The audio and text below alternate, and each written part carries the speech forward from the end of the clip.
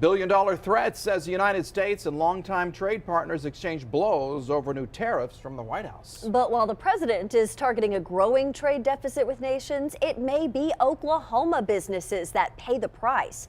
Fox 25's Dan Snyder has this story. Talks of trade wars have swirled around Washington as the U.S. hits longtime partners with tariffs in search of better trade deals.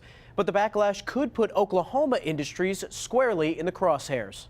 Countries cannot continue to take advantage of us on trade. Over the last month, the Trump administration has levied billions of dollars worth of tariffs on China, Mexico, the European Union, and Canada.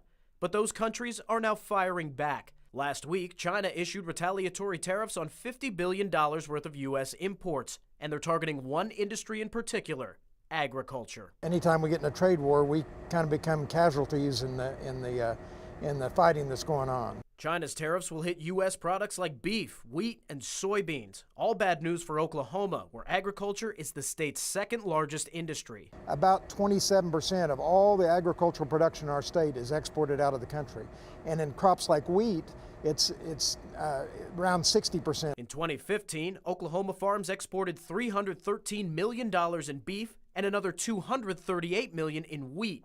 The biggest importers of Oklahoma products? China, Canada, and Mexico. But while China's retaliation is a concern, experts aren't as worried about our North American neighbors. Dr. Kim Anderson of Oklahoma State University wrote earlier this month that while Mexico is a top wheat importer, the U.S. has a transportation advantage over other wheat producers. Anderson also says Canadian taxes on wheat would have little to zero impact. Lawmakers are making sure the White House understands Oklahoma's concerns. Senator James Lankford says narrowing a bloated trade deficit with China is a must, but negotiators need to wrap things up quickly. A lot of our agricultural products go all over the world. A lot of our aerospace goes all over the world. A lot of the products that we buy are coming from different parts of the world. So it's important for us that this gets done and gets done well. Because the longer this lasts, the harder farmers will feel it. This is a high-stakes chess game they're in.